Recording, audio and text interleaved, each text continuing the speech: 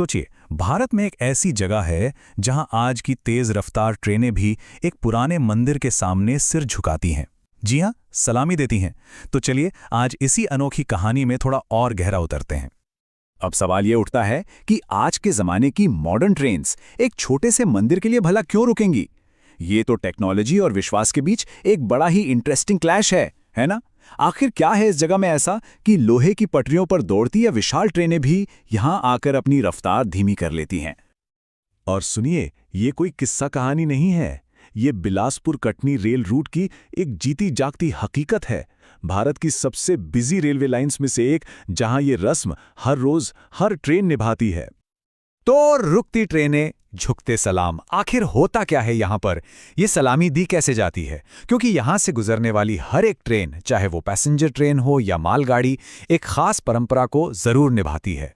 इसका भी एक पूरा तरीका है।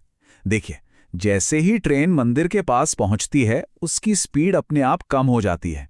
फिर जो लोको पायलट है, वो सम्मान में हॉर्न बजाता है, एक तरह की सलामी। और कई बार तो लोग चलती ट्रेन से ही प्रसाद, जैसे नारियल वगैरह, चढ़ाते हैं। कमाल है ना? पर ये सब क्यों? एक स्थानीय मान्यता है कि अगर कोई ट्रेन यहां सलामी नहीं देती तो आगे दुर्घटना का डर रहता है। मतलब ये जो पूरी परंपरा है ना, इसके पीछे है देवी पर एक अटूट विश्वास। ये सिर्फ एक रस्म नहीं, बल्कि सुरक्षित सफर का एक भरोसा है। तो सवाल ये है कि आखिर ये अटूट विश्वास, ये आस्था आई कहां से? इसकी जड़ें कहां हैं? चलिए अब चलते हैं उस कहानी की तरफ जहां से इस सब की शुरुआत हुई। बात है करीब 1984 की, जब इसी रूट पर एक बहुत ही भयानक ट्रेन एक्सीडेंट हुआ था। और उसी हादसे के बाद वहां के लोगों और रेलवे के स्टाफ ने मिलकर एक नीम के पेड़ के नीचे एक मूर्ति स्थापित कर दी। और बस तभी से आज तक मरही माता को इस मुश्किल रास्ते की रक्षक देवी माना जाता है। एक त्रासदी ने एक आस्था को जन्म दिया। और ये समझना भी जरूरी है कि ये इलाका आखिर इतना मुश्किल क्यों है। इसे कहते हैं घाट सेक्शन, मतलब रेलवे लाइन का वो हिस्सा जो पहाड़ों के बीच से तीखे मोड़ों और खड़ी चढ़ाइयों से गुजरता है। जाहिर है, यहाँ ट्रेन चलाना हमेशा से ही एक बहुत बड़ी चुनौती रहा है। तो इस आस्था के पीछे एक ठोस वजह भी है। तो मरही माता को रक्षा करने वाली देवी माना जाता है, पर लोग जो भक्त हैं वो अपनी श्रद्धा और आस्था कैसे दिखाते हैं? आइए अब इस पर एक नजर डालते हैं। यहाँ आस्था के ना कई रूप देखने को मिलते हैं। जैसे किसी की कोई मन्नत पूरी हो गई तो वो नारियल और चुनरी चढ़ाते हैं। एक पुरानी परंपरा बकरे की बलि की भी थी, जो अब बस सांकेतिक रह गई है। और नवरात्रि के टाइम पर तो यहाँ बहुत बड़ा मेला भी लगता है।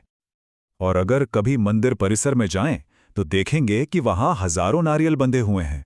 हर एक नारियल एक पूरी हुई मन्नत का प्रतीक है। ये एक तरह से पूरी हुई दुआओं का एक जंगल है।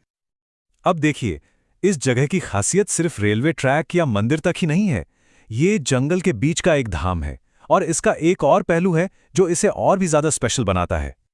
वो पहलू ये है कि यहां धर्म और प्रकृति दोनों का एक अद्भुत संगम है।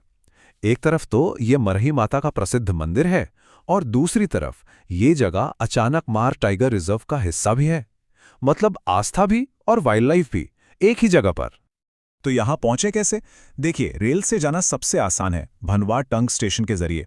लेकिन अब यहां सड़क भी पहुंच गई है। बिलासपुर से करीब 90-100 किलोमीटर का रास्ता है। और यकीन मानिए, ये सफर अपने आप में एक अनुभव है।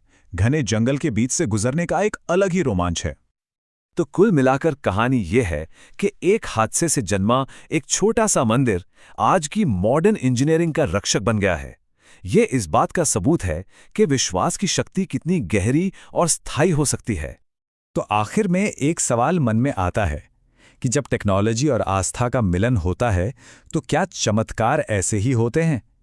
ये कहानी हमें उन अनदेखी ताकतों के बारे में सोचने पर मजबूर करती है, जो शायद आज भी हमारी दुनिया को आकार दे रही हैं।